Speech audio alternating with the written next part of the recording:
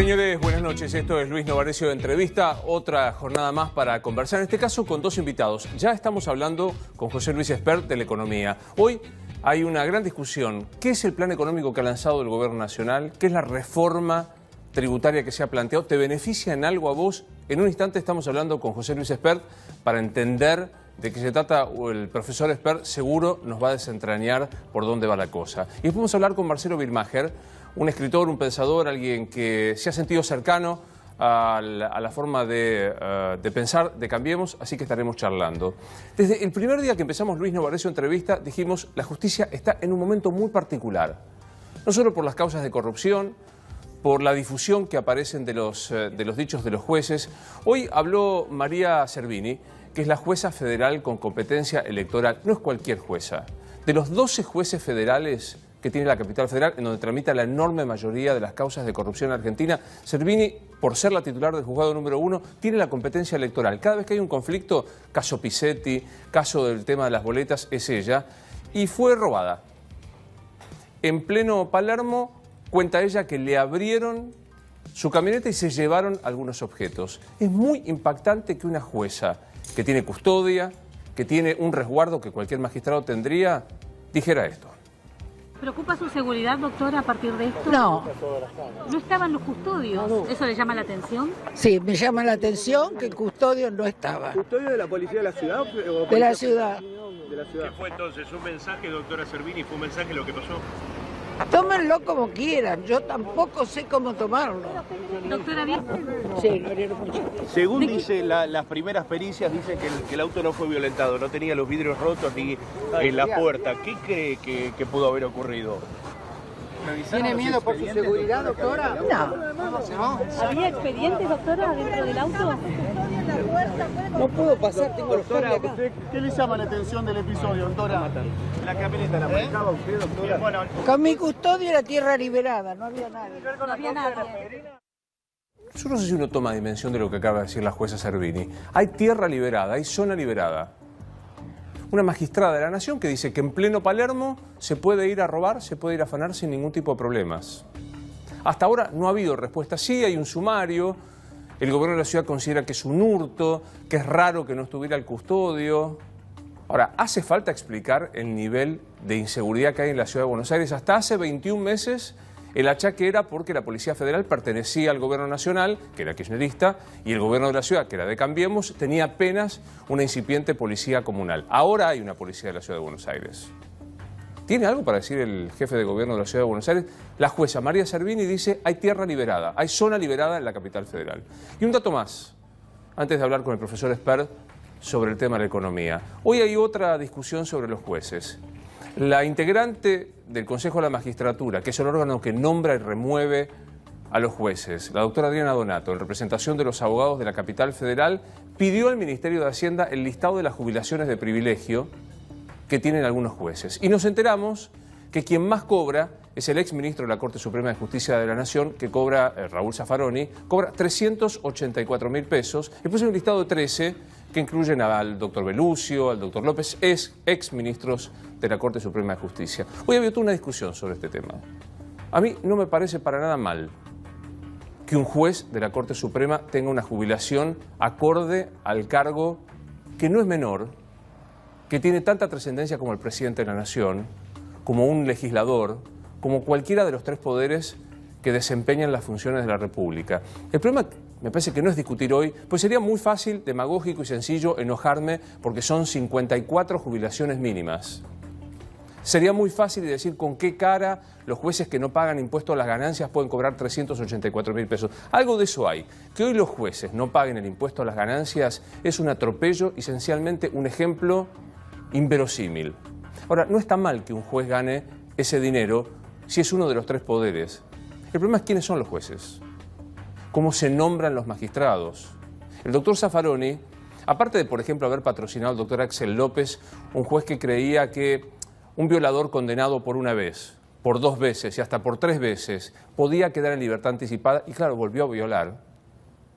Esta es la cuestión. O un juez de la Corte Suprema que abiertamente se manifestó kirchnerista a la hora de controlar desde otro poder al kirchnerismo.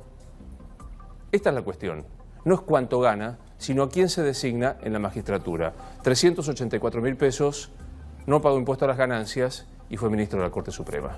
Como todas las noches tenemos entrevistas, en este caso 2, voy a recibir al profesor José Luis Espert. ¿Qué haces, José Luis? Hola, Saludarte. ¿qué tal, Luis? ¿Cómo estás? Por favor, adelante.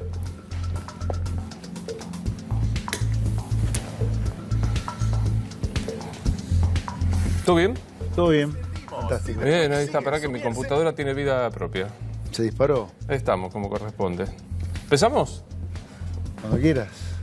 Definirle a un sueco que no tiene la menor idea de la Argentina, ¿cuál es el plan económico de Mauricio Macri? Mantener vivo al plan económico de Cristina.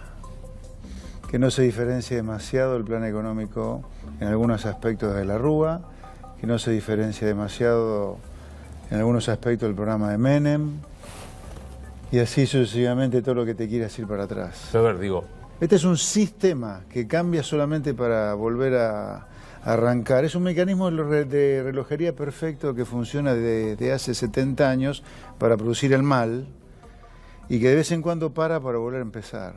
O sea, lo que hace Macri es, yo tengo un agujero fiscal monumental, Cristina lo financiaba con emisión, esa emisión nos iba a llevar a una crisis, ¿qué hacemos? Nos vestimos, nos ponemos bien, nos vestimos lindo, nos perfumamos, dejamos de despotricar contra el mundo y le empezamos a pedir plata prestada para financiar el mismo déficit fiscal de Cristina. yo digo, para usarlo en términos bien claros, ¿Menem es lo mismo que De la Rúa, lo mismo que Cristina, lo mismo que Macri? En muchas cosas sí, en cosas centrales sí lo son. ¿Macri es los 90? En cosas centrales sí. Pero también los 90 son parecidos a algo de los 80, o sea, todos tienen un común denominador. Después tienen diferencias de segundo orden, pero el centro no hay grandes diferencias. ¿Cuál es el centro? El centro sigue siendo una economía muy peleada con el mundo, nosotros no importamos prácticamente nada, no comerciamos, no vendemos ni compramos. Sí, todos han tenido en común un Estado gigante y deficitario y todos tienen en común leyes laborales de la época del fascismo, y esto es literal, porque Perón incorpora la Carta del Laboro de Mussolini a la legislación laboral argentina. Estas son las vigas maestras de cualquier plan económico de la Argentina del último siglo. Se anunció en las últimas horas un plan impositivo. Sí.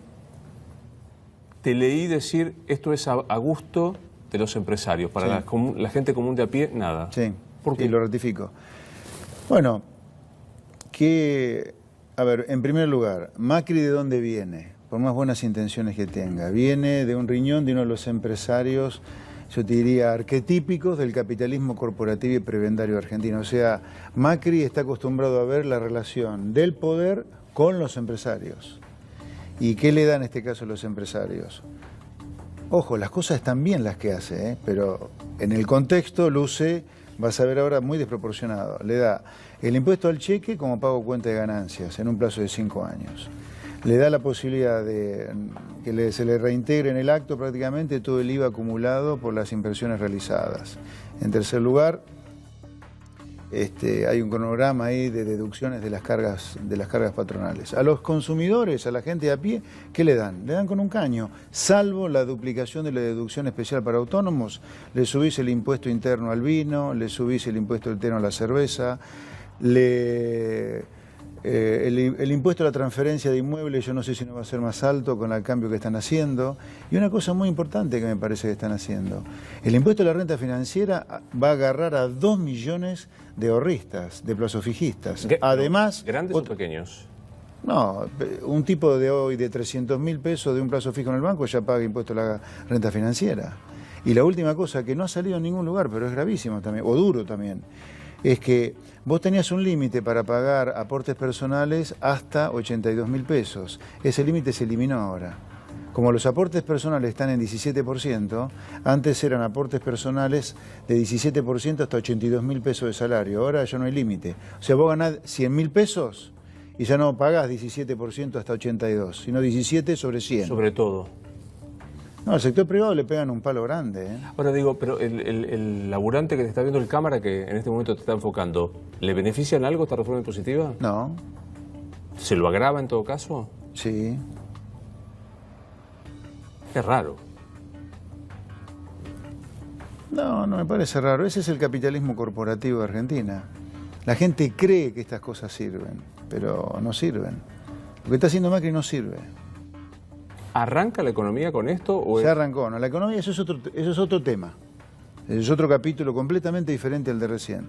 La economía, la actividad económica, las empresas, el consumo, arrancó. Y este año la economía va a crecer y muy probablemente la economía crezca el año que viene. Ahora, de lo que se trata, y es lo que todos los gobiernos tratan de hacer algo, es que estos rebotes que vienen, o después de una crisis, o después de un ajuste, se sostengan. Macri cree equivocadamente que lo que está haciendo va a permitir sostener el rebote de la economía que ya empezó. El plan austral duró 2 años, su rebote. La convertibilidad duró 8 años, su rebote. Y el rebote de los Kirchner duró 9. Bueno, ninguno pudo o quiso hacer las cosas que hay que hacer para que esos rebotes después se empalmen con crecimiento sostenido. Bueno, Macri tampoco hasta ahora le están contando la vuelta, porque esto que estaba haciendo no tiene nada que ver con intentar o efectivamente lograr que el rebote se transforme en crecimiento sostenido. Suponete que hay un rebote, como vos decís, o sea, Está el rebote está. Y, no hay duda de eso. ¿Le ves periodo, plazo de duración? No lo veo todavía, o sea, es tan largo, entre comillas, el plazo de duración que le veo que no me atrevo a verle el fin. O sea, 2017 ya está jugado el crecimiento en 3%, el año que viene estaremos entre 3,5 y 4, y creo que 2019, sin cines negros acá, y ahora te voy a decir cuáles pueden ser, o afuera, tenemos chance de seguir creciendo todavía. Más allá ya no veo, no es que lo vea mal, sino que no lo veo directamente. No se ve. Los cines negros afuera son que el mundo está muy endeudado, cuidado con la suba de tasas que puede haber en Estados Unidos y lo que puede golpearle eso al mundo y Argentina. Y la otra cosa acá adentro, acá ya los gobernadores están sublevados contra el paquete impositivo. La CGT ya dijo que no la acepta la reforma laboral, o sea, las 2 reformas que ha planteado Macri, nadie las quiere. Hay que ver qué pasa si eso no sale. La otra cosa importante es la inflación. La inflación hace 13 meses que no baja de 22-23% anualizada. 22-23% anualizada. 13 meses, no 2 días. Hay que ver eso, los costos políticos que puede traer el gobierno, las medidas que pueda tomar y cuánto eso embarra la cancha el crecimiento de 2019. Te viene a ver un cliente que tiene 5 o 10 millones de dólares a la Argentina. ¿Qué le decís que haga? ¿Que se vaya a la bicicleta financiera? ¿Que invierta y que juegue a los números? ¿O que busque algo productivo? No, si quiere asumir riesgos importantes, que invierta acá. Pero acá hay que asumir riesgos importantes cuando invertís en Argentina. Te lo respondo de otra manera. Cuando anunciaste el blanqueo, el blanqueo de capitales, el compromiso del gobierno era que no iba a haber cambio en las reglas de juego. Los engañaste a todos. Entraron y ahora le pones el impuesto a la renta financiera. Y esto va más allá de la discusión ética. Si está bien o mal. Si está bien o mal blanquear plata negra. O decir, vengan muchachos, vengan, no hay penalidad, o muy baja va. Fuera de esa discusión, si te olvidás de esa discusión, otro tema. Que no es menor, hay que empezar a decirlo desde ahora. Los bonos del canje de Cristina y Néstor está puesto en las cláusulas de emisión que si vos alterás las condiciones de emisión, entre comillas, tenés que compensar a ese acreedor. O sea, el impuesto a la renta financiera te va a obligar a darle a esos bonistas lo que vos le sacaste con el impuesto a la renta financiera. ¿Cuál es el negocio? Del gobierno con, no sé, no lo han pensado. Pero escúchame una cosa, salió este tema de la deuda externa que emitiste. El gobernador radical Cornejo, enfurecido con el impuesto al vino, con otro radical como el ministro de Economía, Duhovne, ¿no hablan entre ellos? Decir, no. ¿No Claro. saben, no se dan cuenta o hay una estrategia que no alcanzamos a ver? No, yo tengo una lectura media benigna sobre todos los seres humanos que están metidos en esto, pero muy maligna sobre lo que nos pasa. Este es un sistema. Bueno, yo lo enuncié en mi libro La Argentina Devorada. Este es un sistema. Esto es sistémico ya. Este es un mecanismo perfecto de relojería que no falla. Para el mal, pero no falla. Y lo tenés adentro a toda la política, a gran parte de la clase empresaria y a toda la dirigencia sindical. Esto no falla, es siempre entre ellos. Eso es un modelo de explotación de 3 corporaciones contra el resto de la ciudadanía. Argentina, la discusión liberalismo, keynesianismo no tiene sentido. Acá la discusión es cómo nos explotan 3 corporaciones de hace 70 años y el resultado es decadencia, miseria, inseguridad y droga como ahora. Pero es un sistema que hay que cambiar.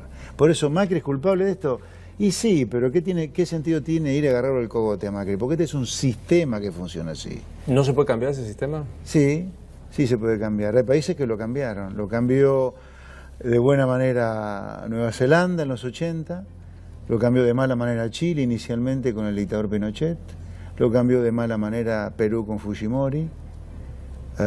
Brasil lo está cambiando de a poquito, de buena manera, poniendo presos a los delincuentes. Argentina todavía no puede hacerlo de manera muy categórica eso.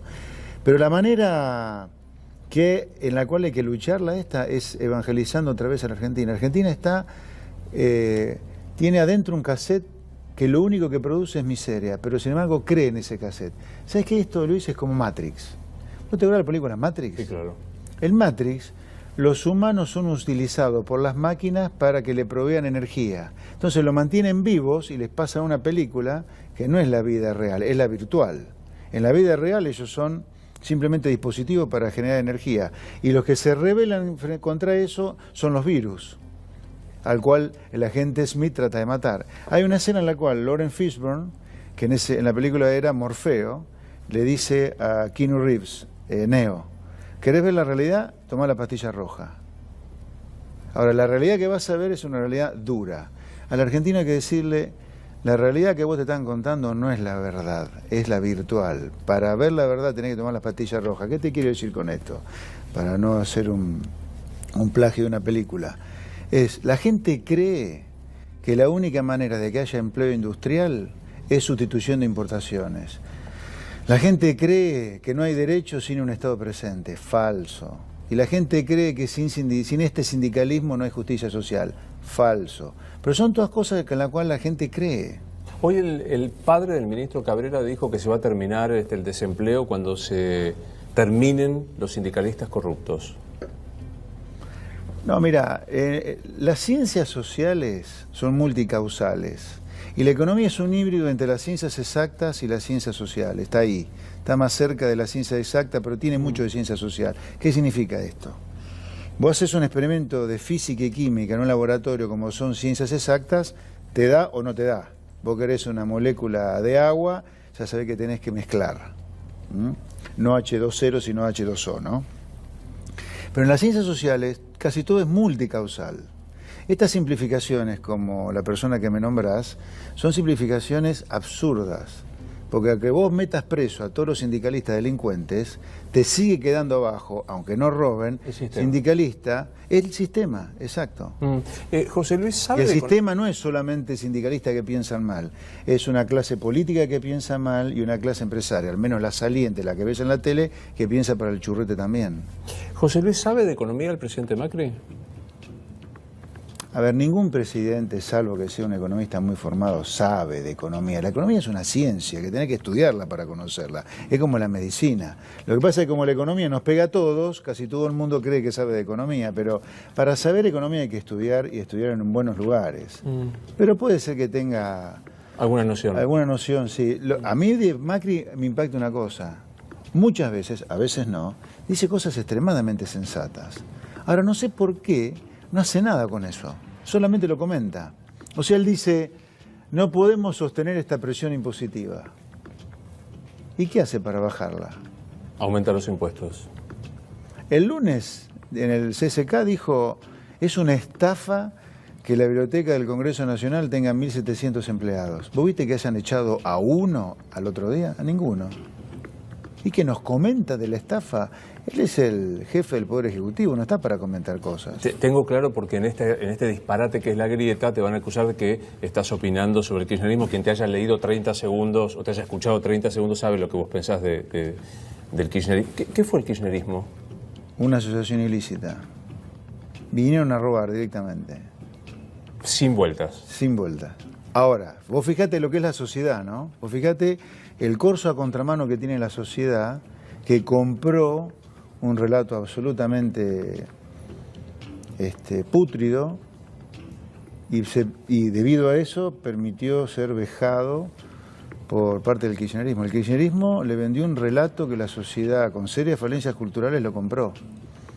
Por eso el negocio de gran parte de la política es la ignorancia, la destrucción de la educación. Definime a Axel Kicillof. Un ignorante. ¿A Guillermo Moreno? Siniestro. Siniestro. Sí. ¿Por? Es la maleducación, la soberbia, la cosa de mal gusto, siniestro.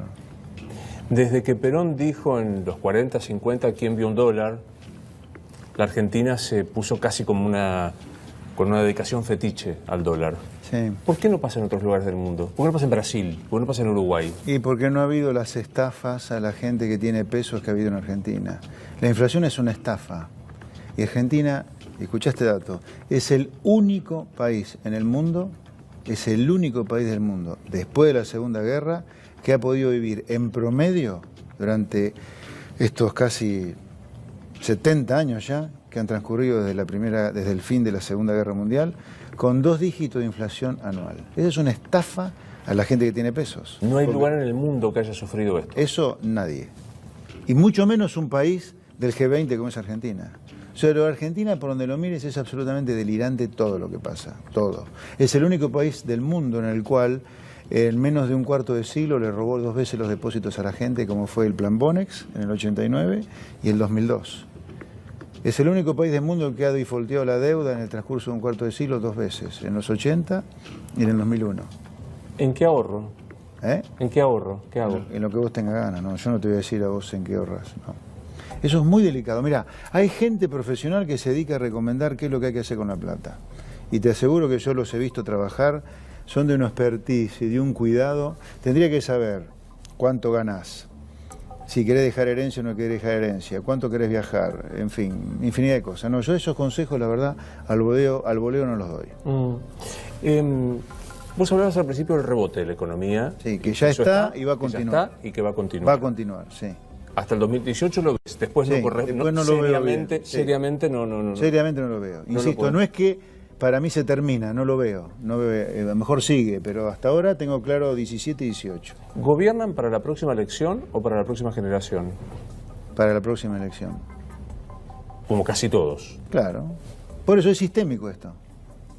Por eso yo tengo una lectura en algún lugar benigna contra la persona en sí. Esto es un sistema. A los sistemas se los combate o viniendo Mesías, que yo lo rechazo eso, o generando los consensos para hacer los cambios. A ver, te pongo como ejemplo concreto, la Nata, junto con Lilita. La Nata y Lilita, y probablemente más la Nata por el rating que tenía su programa, PPT instaló la idea del kirchnerismo delincuente.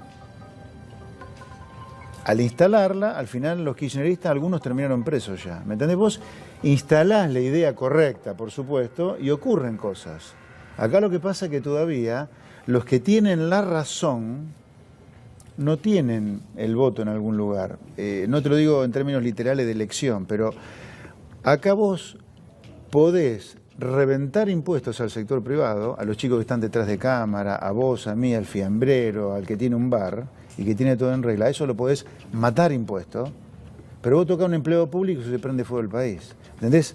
Vos tenés que instalar que detrás del que paga impuestos o del que gasta, el que vive el gasto público, hay un tipo que paga impuestos y deja de hacer cosas para poder pagar impuestos. Por eso a mí me parece inadmisible que Macri denuncie que hay 1,5 millones de empleados públicos de más el día que asumen la Secretaría Legislativa y no haga nada. En 2 años no tocó a nadie. Ahora, en 2 años, fíjate lo que aviene, a 2 millones de gente, de personas que tienen plazo fijo, lo van a gravar con un impuesto absurdo. Al camarógrafo el que nos está viendo. Al camarógrafo el que nos Si el está viendo. camarógrafo tiene plata ahorrada en un banco, lo van a agarrar, sí. Se instala la idea, yo comparto con vos, y muchas veces somos responsables, una idea que se instala desde un sector. Macri es un gobierno de ricos que gobierna para los ricos. Hoy se da con el ejemplo del impuesto a los autos, que grava a los autos medianos y desgrava a los más caros. ¿Tiene sentido esta idea? No, porque él bajó el mínimo no imponible de ganancias también para la clase trabajadora. No me parece que sea así, que gobierne para ricos. Sí es gente, insisto, Macri viene de un representante del capitalismo corporativo y de amigo más rancio de Argentina, que es Franco Macri.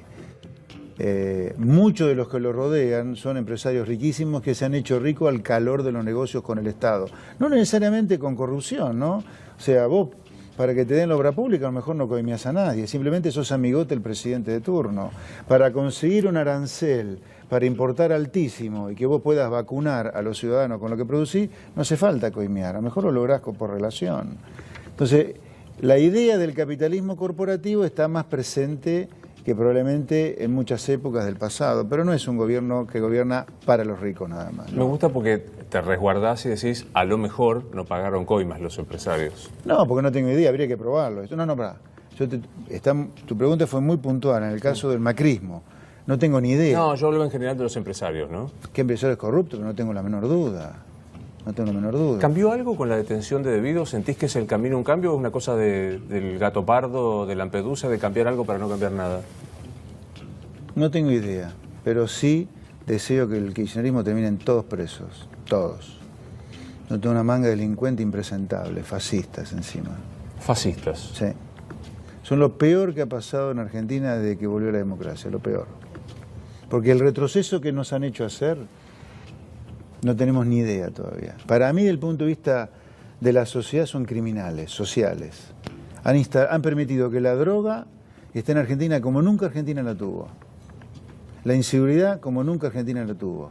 Nos sacaron del mundo. Han generado una grieta solo para dejar una sociedad anémica y robarse todo, como lo están demostrando los casos de corrupción. Son lo peor. Para mí son el mal.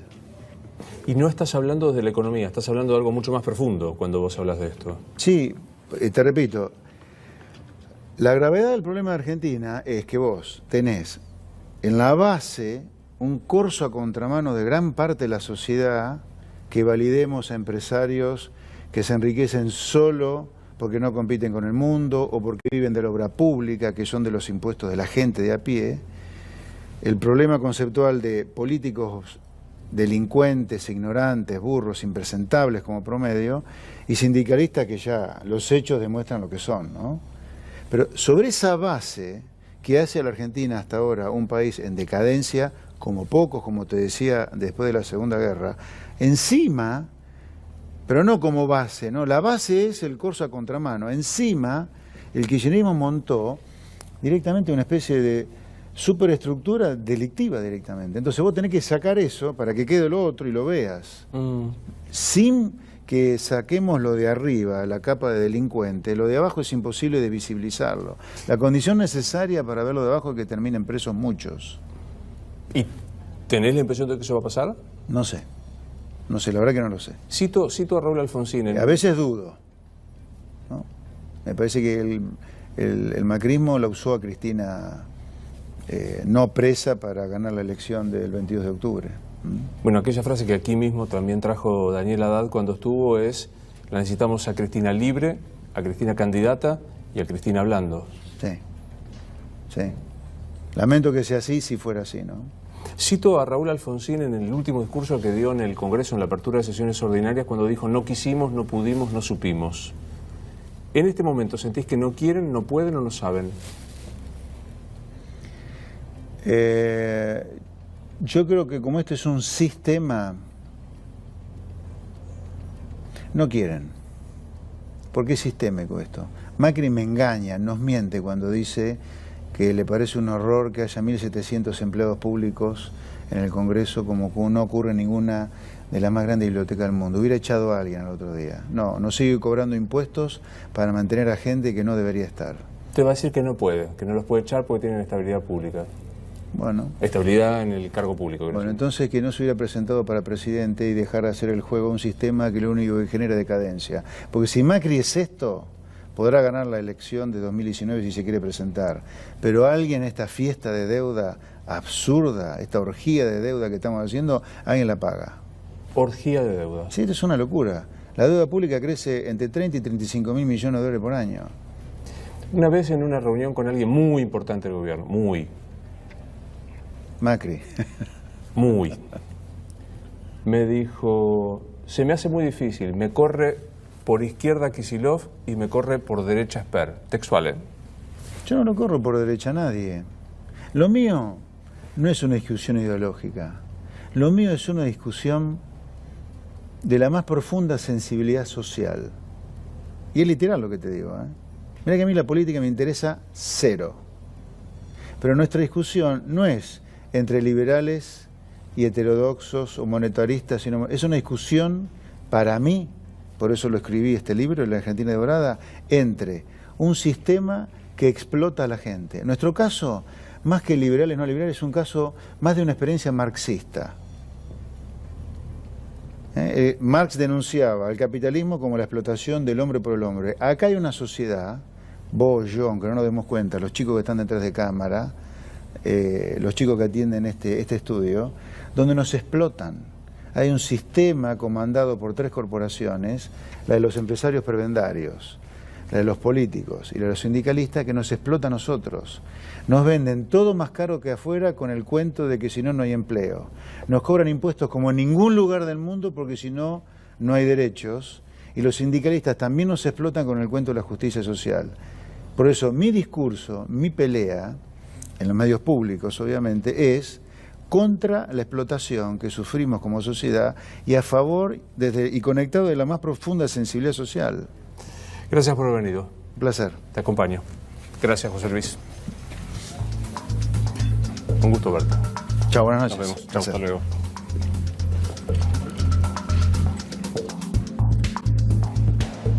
¿Qué haces, Marcelo? ¿Qué tal, Luis? ¿Cómo estás? ¿Bien? Un gusto verte. Muy bien. Por favor. Gracias. ¿Estás bien? Sí, bien. ¿Estás bien? Sin exagerar. Bueno, ¿arrancamos? ¿Lo escuchaste, Esper? Sí. ¿Impresión? ¿Primera impresión? Me parece que es un hombre muy inteligente, muy sensato y me interesa la paradoja de que es visto como un hombre de derecha, que nosotros ya hablamos que esa categoría es inexistente y que le creo que tiene una profunda sensibilidad social. Las cosas que decía apuntaban a que cada uno produzca y gane según su trabajo, no a defalcar o a quitar la posibilidad de oportunidades similares. Me parecía algo, no sé tanto de economía como para ni contrarrestarlo ni apostar a que está acertado, claro. Pero nada de lo que dijo me parece insensato. Es algo que yo escucho con mucha atención. Cuando vas a un hotel pones Marcelo Birmacher y pones que escritor, pensador... Mira, hasta el año 1997 ponía periodista, aunque yo soy básicamente un escritor.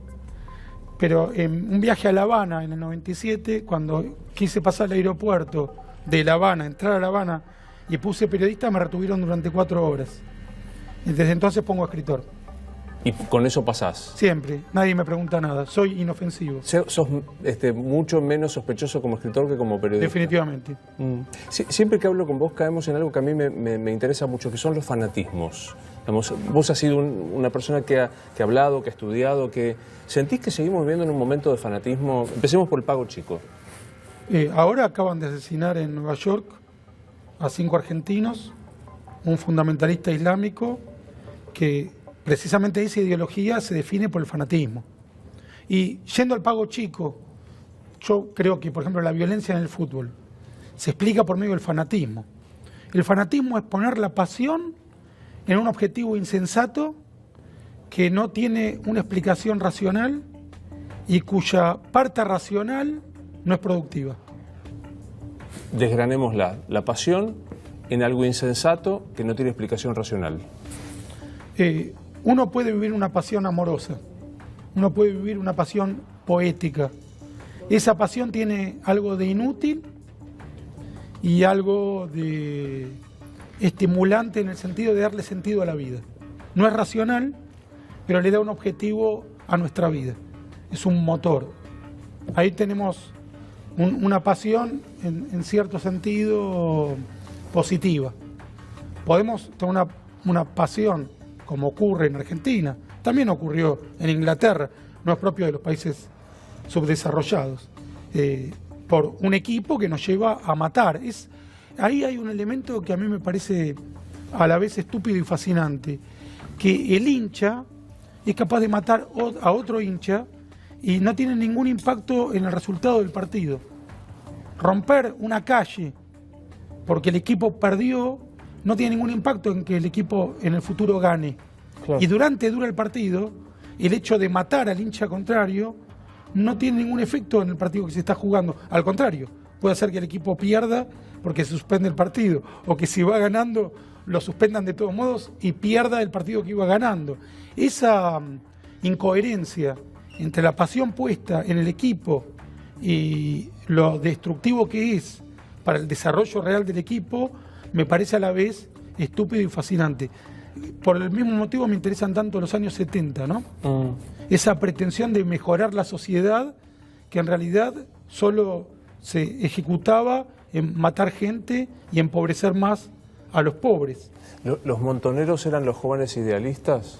No, en absoluto. Ahora hay una novela que voy a publicar en abril 2018, que es una comedia negra, pero que reflexiono sobre este fenómeno. Ahora escribí para mi columna de este sábado en Clarín sobre Daniel Biglietti, y que en el año 71 publica ese disco Canciones Chuecas, donde dice: perder la paciencia y solo encontrarla en la puntería camarada.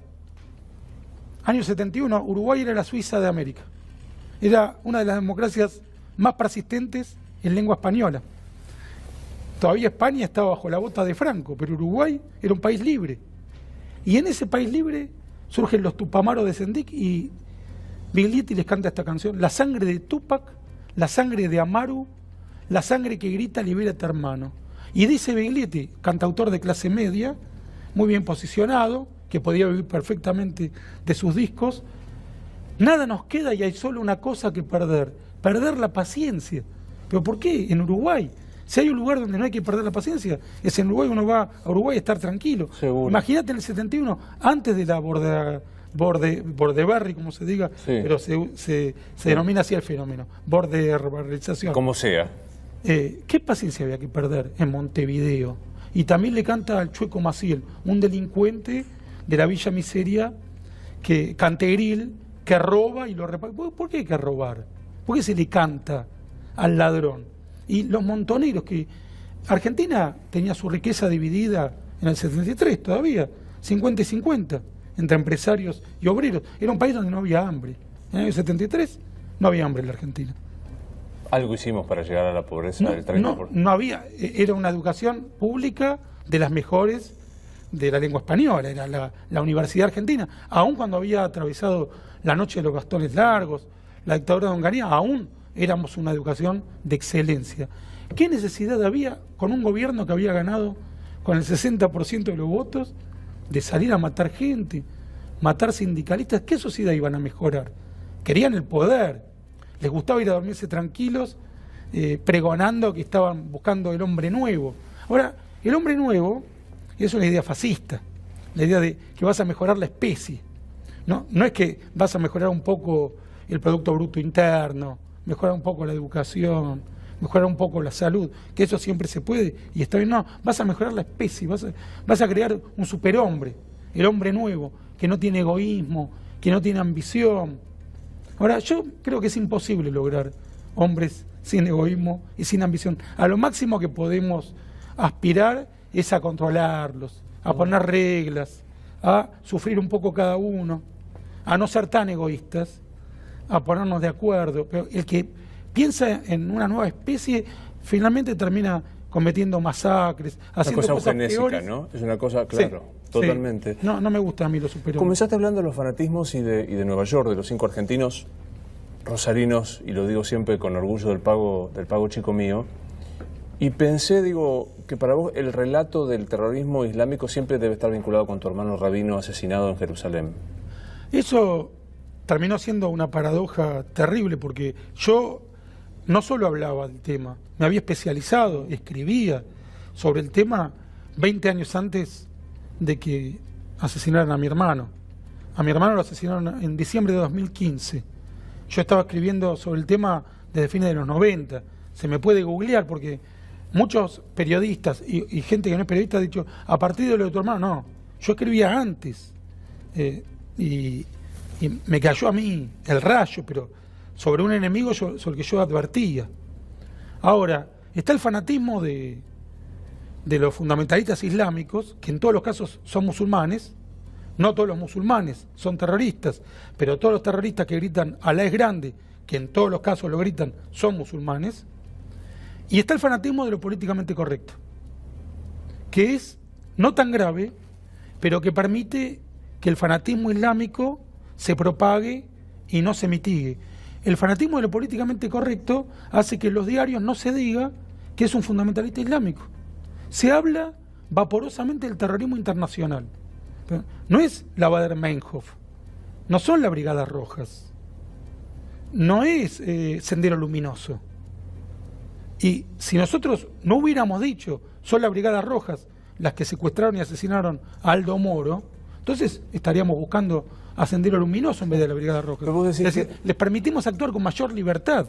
Entonces, cuando se dice terrorismo internacional, no, es el terrorismo fundamentalista islámico.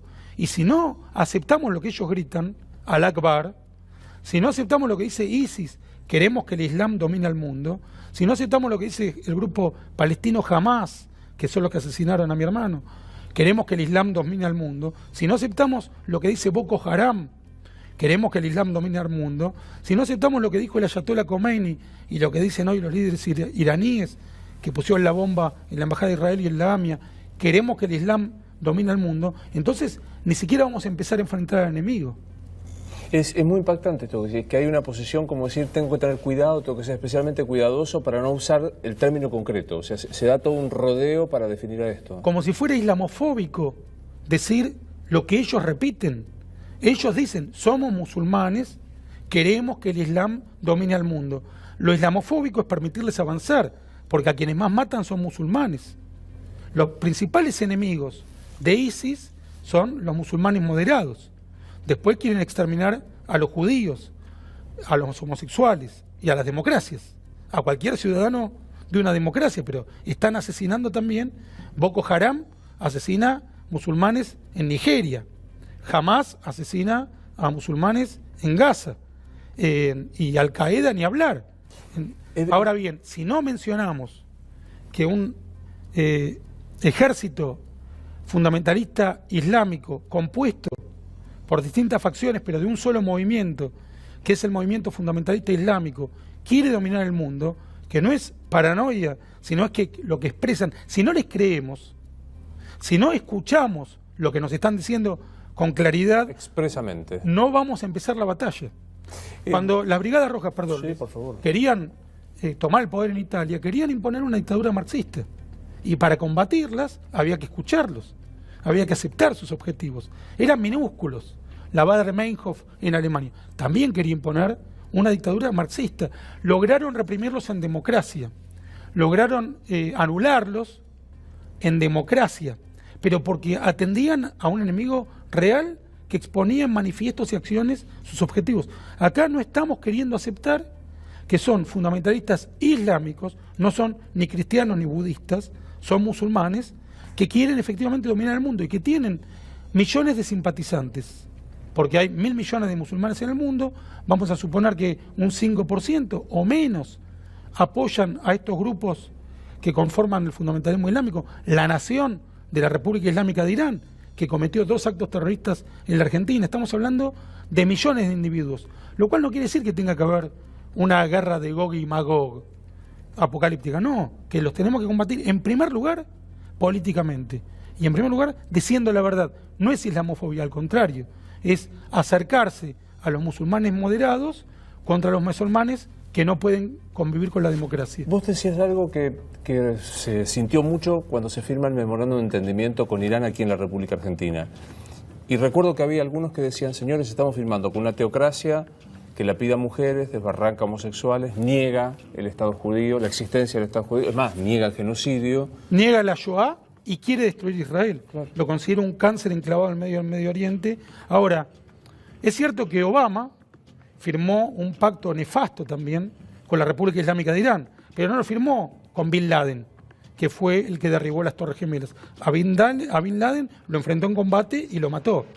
A nosotros, nuestras Torres Gemelas, que son la Embajada de Israel en Argentina y la AMIA, las derribó la República Islámica de Irán. Entonces, esos son nuestros enemigos, lo cual, repito, no quiere decir que tenga que haber una respuesta bélica como dio Estados Unidos a Bin Laden.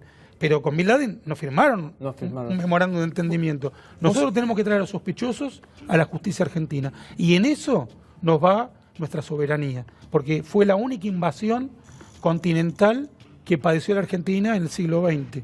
La invasión de la que nos hizo víctima la República Islámica de Irán. Vos decís los dos atentados, Embajada y AMIA. ¿Nisman es? Yo creo que Nisman fue asesinado con la complicidad de los iraníes y con el encubrimiento del gobierno de Cristina Fernández de Kirchner. No sé si el encubrimiento previo o posterior. Lo que es seguro es que Cristina Fernández de Kirchner hizo todo lo posible para que no sepamos cómo murió el fiscal Nisman. ¿Qué impresión tenés? ¿Por qué lo hizo? Creo que tenía una alianza directa con la República Islámica de Irán y con la Venezuela chavista, y que Nisman, en su acusación certera, repleta de pruebas, con las escuchas que hay, no hace falta buscar mucho más material, se oponía a dejar que la Argentina caiga en la deriva autoritaria del islamo-chavismo. Ahora, yo digo el islamo-chavismo. Pareciera que soy un paranoico, que estoy creando neologismos tremendistas. Ahora, cuando ve Venezuela, tienen funcionarios islamofascistas en el riñón del gobierno. Yo compartí en el año 93 un congreso literario con uno de ellos, Tarek de nombre, y era un islamofascista. Apoyaba a la República Islámica de Irán. Suponete que y apoyaba a Chávez. Chávez fue la cuña de los iraníes en América Latina. Eso también lo denunció Nisman. Suponete que sigo este razonamiento. La República Islámica de Irán tiene que ver en la muerte de Nisman. Cristina encubrió o post. Sí. ¿Por qué lo hace? ¿Por un convencimiento ideológico o por una cuestión más prosaica? Yo no termino de ver las pruebas que hablan de un intercambio, ya sea tecnología nuclear por dinero, granos por petróleo. Alguna vez algún periodista dijo, el petróleo no puede ser porque Argentina no lo puede procesar. Bueno, pero el petróleo lo puede vender a otro, lo puede triangular. Irán es precisamente una potencia regional por el petróleo que tiene. Es decir, ese petróleo vale, lo podés procesar o lo podés triangular, pero lo tienen como un activo. De eso no cabe ninguna duda, es uno de sus pocos activos. Ahora, hubo por parte de Cristina Fernández de Kirchner, entre su último discurso ante Naciones Unidas en 2009 y su política que acusó a la República Islámica de Irán, de hecho, recordó que Ahmadinejad negaba el holocausto. Fue un discurso excelente el de Cristina en 2009. Al 2011, donde dijo los iraníes prácticamente son inocentes, vamos a hacer lo que haga falta para amigarnos con ellos, y de hecho se amigaron, se encontró secretamente Timerman en Damasco con un canciller iraní o con un alto funcionario iraní, y planificaron el memorándum, trabajaron para que caigan las cédulas rojas, etcétera, vía Chávez. Yo creo que hizo un giro de 90 grados o de 180 grados, como se diga, tampoco soy experto 180. En matemáticas, y básicamente geopolítico. Creo que ella entró en crisis en una fecha temprana con la valija de Antonini Wilson. Ahí, por primera vez, le echó la culpa a Bush de la valija de Antonini Wilson, en la cual Bush no tenía nada que ver. Era dinero que venía negro de Venezuela a la Argentina. Y eso se fue evolucionando hasta elegir como bloque alternativo a Estados Unidos, a Chávez y la República Islámica de Irán. Se habrá sentido contenida, habrá creído que por ahí iba el rumbo de la política mundial. De hecho, hoy tenemos un serio problema entre Rusia y la República Islámica de Irán, por un lado, y la democracia norteamericana por otro. Ella habrá pensado que esa era su verdadera cobertura política y finalmente también económica. No termino de desentrañar qué la llevó a eso, pero estaba en eso. Hoy la ves en la campaña, la viste en la campaña, ¿y qué ves? A Cristina terminó. Yo, en un reportaje que me hizo Jorge Fernández Díaz, anuncié, previo a las últimas elecciones, incluso después de las PASO, que las había perdido Cambiemos, y más que Cambiemos las había ganado Cristina. De todos modos, anticipé, el kirchnerismo termina el 22 de octubre. Es uno de mis pocos aciertos políticos, uno de mis pocos pronósticos que puedo reivindicar. Se terminó el kirchnerismo. Dije que estaba desesperada, y tenía razón. Ahora está todavía más desesperada, no tiene ninguna influencia. Ya está, se terminó. Es una estela, como un aroma desagradable que queda de algo que alguna vez representó un verdadero factor de poder en la Argentina. El kirchnerismo te va a contestar 37% de los votos en la provincia de Buenos Aires, o 35, lo que sea. Hay un concepto que es más importante que cualquier cifra para el peronismo, que es perder. Si Perón hubiera sacado toda esa cantidad de votos, pero hubiera ganado Balbín, igual sacó más Balbín. Y ella perdió con Bullrich. Balbín era más importante que Bullrich. ¿Vos te imaginás a Perón perdiendo una elección que hubiera ganado 5 millones de votos, pero perdió? Perón perdió por un voto. ¿Hubiera sido el mito que hoy es? No, claro. Un Perón perdedor. El gran activo del peronismo que nunca perdió. Perón estuvo 18 años en el exilio y hubiera ganado cada una de las elecciones a las que se presentaba. Podían decir, siempre ganamos democráticamente. Se terminó. Perdió. Eso vale más que cualquier cantidad de votos. Con un escritor me es fácil, porque juega con la metáfora, con la imaginación y todo esto. Si Perón viviera, sería...